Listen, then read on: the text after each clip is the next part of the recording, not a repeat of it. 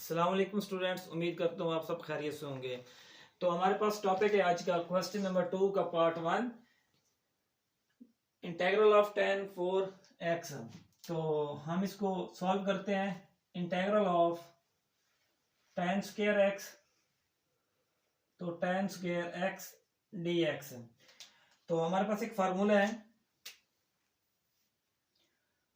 1 plus tan square x is equal to secant square x। तो यहां से हमारे पास tan स्क्वायर x क्या बन जाता है जी, secant square x minus 1।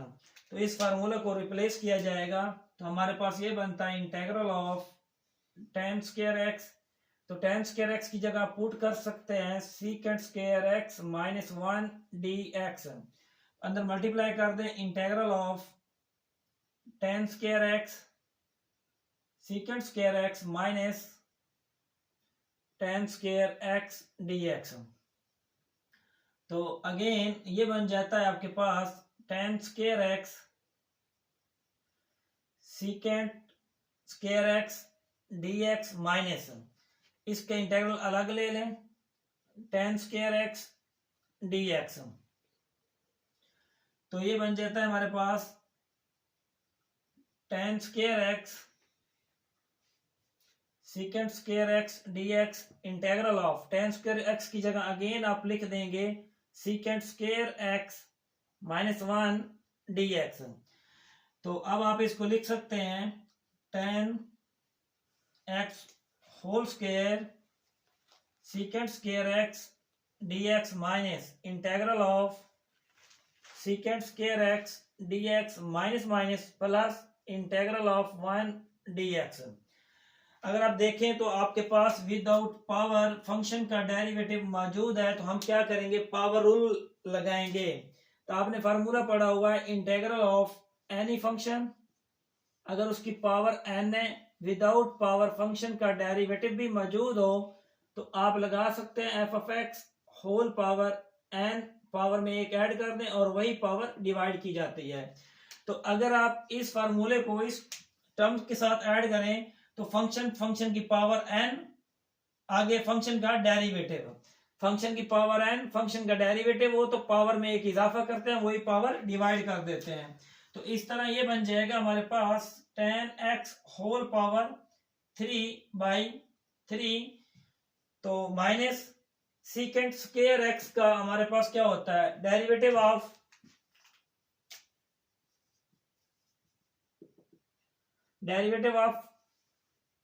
tan x क्या होता है जी, सीकेंट स्क्वायर x।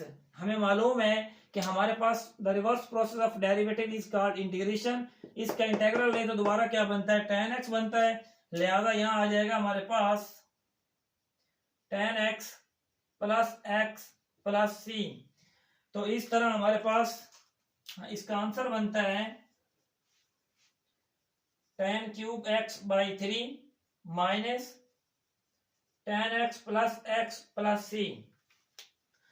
तो अब हमारे पास सेकंड पार्ट है सीकेंट 4x। तो हम इसको भी लिख सकते हैं secant square x।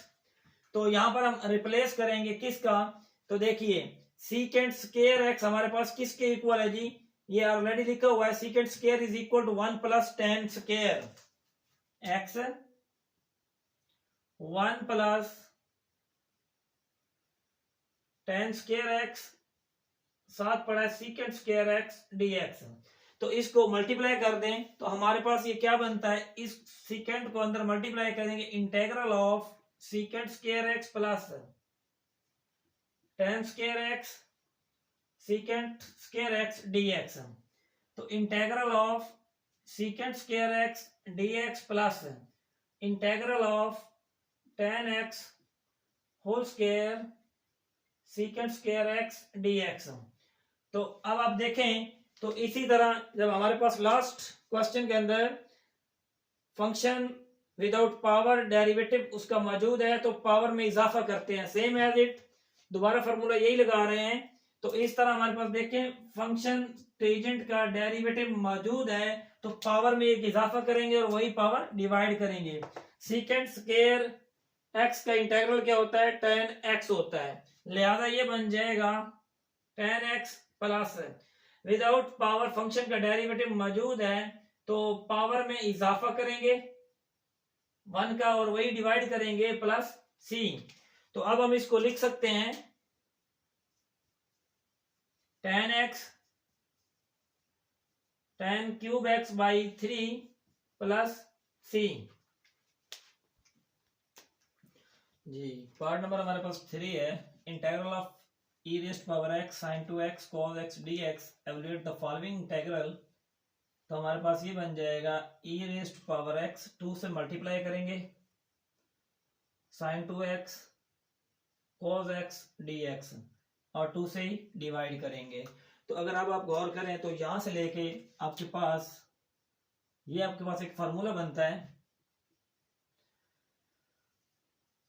2 sine alpha cos beta, तो आपके पास बनता है sine alpha plus beta plus sine alpha minus beta. तो देखिए आपने फर्स्ट में फार्मूले पढ़े थे 10.4 एक्सरसाइज के अंदर, प्रोडक्ट एज सम और डिफरेंस, प्रोडक्ट एज सम और डिफरेंस। तो 2 साइन अल्फा कॉस बीटा, तो sine alpha plus beta plus आता है साइन अल्फा माइनस बीटा। अगर ये आपस में रिप्लेस कर दिए जाए, यहाँ कॉस अल्फा आ जाए और यहाँ पर कॉस अल्फा साइन बीटा, तो यहाँ पर साइन आएगा, यहाँ पर भी साइन आएगा, दरमियान में क्या आएगा, माइनस आएगा। तो इस फार्मूले की मुनासबत आप रिप्लेस करेंगे 1/2 integral of e raised power x sine 2x plus x plus again sine 2x minus x dx। तो half integral of e raised power x, साथ ही अंदर मल्टीप्लाई कर दें तो ये बन जाता है आपके पास sine 3x plus e raised power x sine x dx। तो अब हम अलग अलग इंटीग्रेट कर देंगे, integral of e raised power x sine 3x dx, integral of e raised power x sine x dx, और इसको हम नाम दे देते हैं इक्वेशन 1 का। तो अब देखें आपके पास दो इंटीग्रल आ रहे हैं, दोनों में इंटीग्रेशन बाय पार्ट्स लगाएंगे, तो हम इनके नाम दे देते हैं। हम इसका नाम रख लेते हैं क्या जी, इस कंप्लीट फंक्शन का नाम रखते हैं I1 और इधर इस कंप्लीट फंक्शन का नाम रख लेते हैं I2। तो इसको I1 लेट करके कंप्लीट सॉल्व करेंगे, फिर I2 को सॉल्व करेंगे, फिर दोनों की वैल्यू यहाँ इक्वेशन 1 के अंदर पुट कर देंगे। तो देखिए अब हम लेट करते हैं कि हमारे पास I1 is equal to integral of I let, आपने पढ़ा हुआ है आई लेट क्या होता है। आई लेट आपके पास आई लेट के मुताबिक ये टेक्निक इस्तेमाल करते हुए हमारा एक्सपोनेंशियल सेकंड फंक्शन बनेगा, साइन 3x हमारा क्या बनेगा, फर्स्ट फंक्शन। ट्रिग्नोमेट्रिक फर्स्ट में आ रहा है, एक्सपोनेंशियल सेकंड पे आ रहा है, तो लिहाजा हम यहां ले लेते हैं sine 3x e raised to power x dx। तो यहां पर हमारा फर्स्ट फंक्शन क्या है जी, साइन 3x, और यहां पर हमारे पास सेकंड फंक्शन क्या है, एक्सपोनेंशियल है। तो इसकी इंटीग्रेशन बाय पार्ट्स लगाते हुए सॉल्व करते हैं, तो हमारे पास I1 इज इक्वल टू, पहला फंक्शन एज इट आता है, दूसरे का इंटीग्रल क्या आता है, e raised power x, exponential function का इंटीग्रल सेम आता है, माइनस फार्मूले का integral of integrated function first as it, और फर्स्ट फंक्शन का डेरिवेटिव क्या आएगा, cos 3x dx। फंक्शन का डेरिवेटिव 3 वो यहां मल्टीप्लाई कर देते हैं। दोबारा देखिए कि sin 3x का डेरिवेटिव cos 3x होता है और एंगल का डेरिवेटिव 3x का 3 हम ये लिखेंगे। तो इस तरह ये बन जाता है I1 is equal to e raised to power x sin 3x minus 3 integral of cos 3x e raised to power x dx।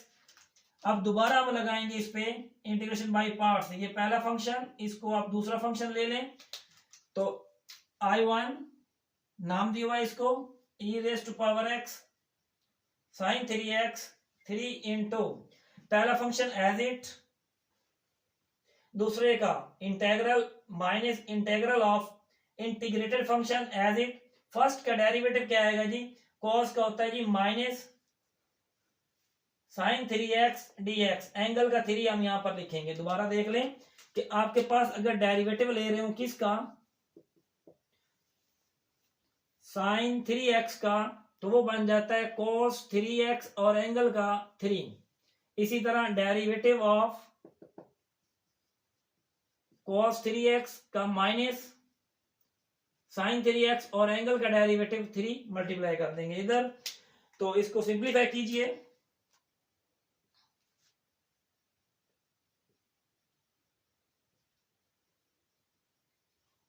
जी 3 को अंदर मल्टीप्लाई कर दें तो ये बन जाता है 3 e raise to power x cos 3x minus minus plus, plus minus minus, तो 3 3 9 हो जाता है। Integral of sine 3x e raise to power x dx। तो दोबारा देखिए 3 ये वाला और ये 3 कॉमन लेंगे तो आपके पास क्या बन जाता है, ये आपका ब्रैकेट में लिख लीजिए, तो ये माइनस बाहर निकालेंगे प्लस और ये माइनस माइनस, 3 3 9। अब इसको अगर देखें बाई 2 यानी कि बाई 2, तो ये आपके पास किसके इक्वल है, I1 है। तो ये इस तरह हमारे पास बन जाएगा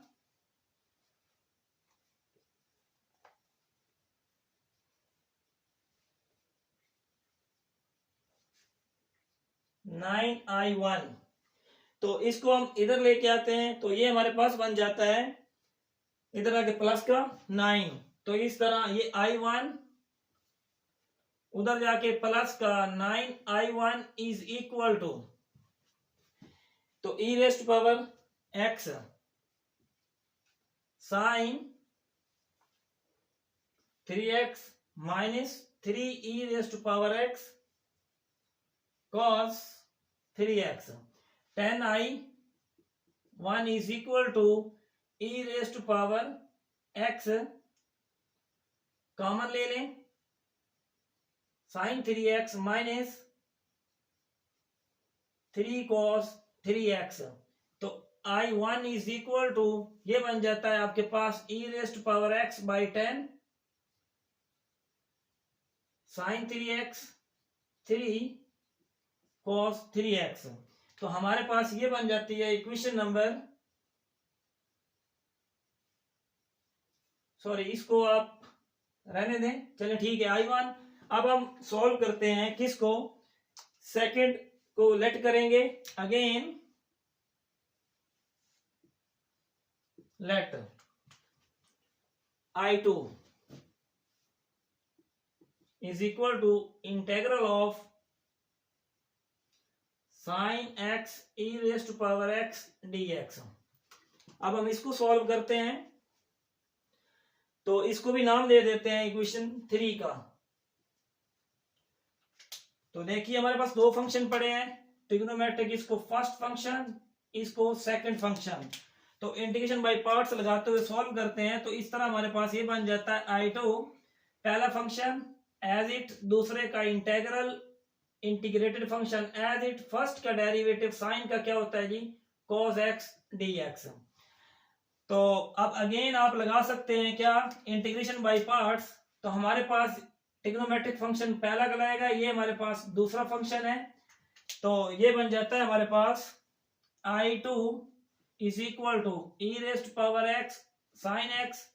तो पहला फंक्शन हमारे पास क्या है जी cos x, दूसरे का integral e raise to power x minus integrated function as it, first का डेरिवेटिव क्या होता है माइनस cos का माइनस साइन x dx। तो I2 is equal to e raise to power x sine x minus e raise to power x cos x, minus minus plus और ये minus minus, तो ये बन जाता है integral of e raise to power x sine x dx। तो अब आप क्या करेंगे, इस फंक्शन की जगह आप पुट करेंगे, आपने लेट किया हुआ ये I2 है, जैसा कि हमने इधर इस फंक्शन की जगह क्या पुट किया था, फ्रॉम 2 I1 बाई 2। इसी तरह अब हम यहां पर भी रिप्लेस करेंगे, तो I2 is equal to e raised power x sin x minus e raised power x cos x minus I1।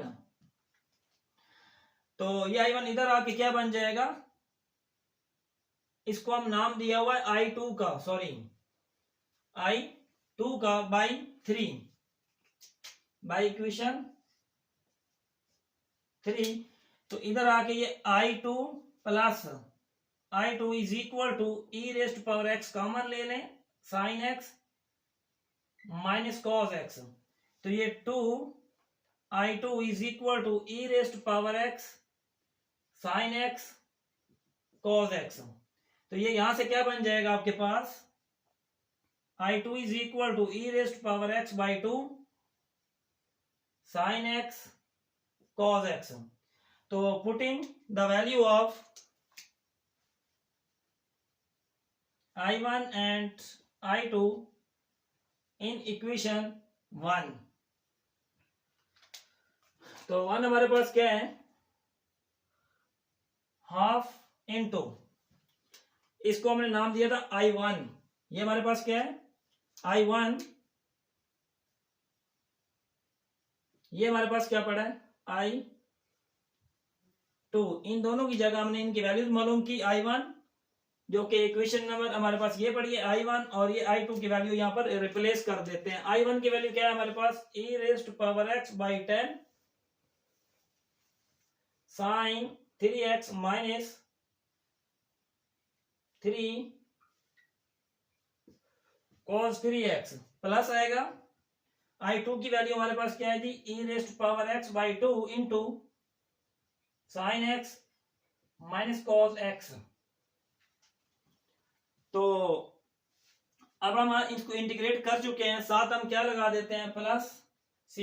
दोबारा देखिए, जब हमने इंटीग्रेट किया तो आपके पास इसके आंसर्स क्या आ रहे हैं। तो अब हम यहां से कॉमन लेंगे, देखें जी, एक तो आपके पास एक्सपोनेंशियल कॉमन आ जाएगा, तो इस तरह ये 1/2 यहां से दोनों से 2 भी कॉमन आएगा, ये बन जाता है 1/4 e raised power x into, दोबारा देखिए 1/2, ये 2 यहां से और यहां से 2 कॉमन लिया, 1/4 एक्सपोनेंशियल भी कॉमन ले लिया, यहां क्या बच गया आपके पास 1/2 कॉमन लिया था 5 बच गया। तो 1/5 को आप अंदर मल्टीप्लाई कर दें तो ये बन जाता है साइन 3x माइनस 3 ये वाला, और यहां से जो 5 बचता है वो, तो ये बन जाता है cos 3x प्लस, हमने यहां पर एक्सपोनेंशियल भी कॉमन ले लिया, जबकि 2 भी कॉमन ले लिया, तो क्या बन गया sine x minus cos x plus c। तो इसी तरह आपके पास आंसर बन जाता है 1/4 e raised power x 1/5 sine 3x 3/5 cos 3x plus sine x minus cos x plus c। और इसके साथ ही हमारा लेक्चर कंप्लीट होता है। अल्लाह हाफिज।